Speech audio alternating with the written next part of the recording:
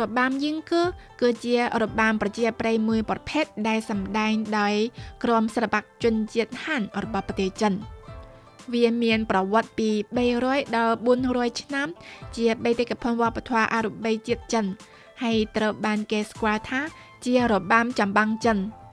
របាំនេះមានប្រជាប្រិយភាពនៅក្នុងទីក្រុងជាយ៉ាង ទីក្រុងសាន់ថូទីក្រុងសាន់វ៉េនៃខេត្តគួងតុងក៏ដូចជាខេត្តហូគៀននិងតំបន់ហុងកុងជាដើម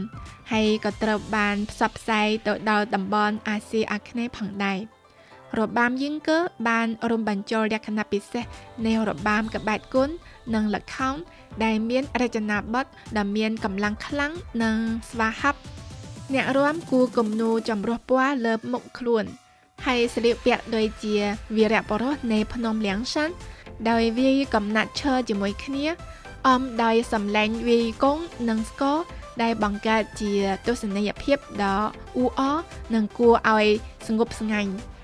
មានទ្រឹស្ដីជាច្រើនអំពីប្រភពដើមរបស់វារឿងប្រភពដើមដែលអាចតាមដានដំបងបំផុតគឺពាក់ព័ន្ធនឹងពិធីបូជាក្នុងរាជវង្សសាំង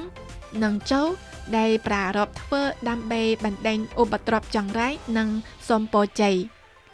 របាំយីងកើតែងតែត្រូវបានសម្ដែងក្នុងអំឡុងពេលព្រឹត្តិការណ៍អបអរពិធីបុណ្យដូចជាពិធីបុណ្យចូលឆ្នាំចិននិងពិធីបុណ្យយួនឆៅជាដើមវាមិនត្រឹមតែជារបៀបមួយសម្រាប់ប្រជាជនចិនអបអរសាទរពិធីបុណ្យប៉ុណ្ណោះទេប៉ុន្តែវាក៏ជានិមិត្តរូបវប្បធម៌ដែលបង្ហាញពីក្តីស្រឡាញ់ចំពោះស្រុកកំណើតនិងការបង្រួបបង្រួមជនជាតិផងដែរសប្តាហ៍ថ្ងៃនេះរបាំយីងកើមិនត្រឹមតែមានប្រជាប្រិយភាពនៅក្នុងប្រទេសចិនប៉ុណ្ណោះទេប៉ុន្តែវាក៏ត្រូវបានផ្សព្វផ្សាយនៅក្រៅប្រទេសដើម្បីបង្ហាញពីភាពទាក់ទាញនៃវប្បធម៌ប្រពៃណីចិនទៅកាន់ពិភពលោកហើយក៏បានក្លាយជាកំណប់សិល្បៈប្រជាប្រិយ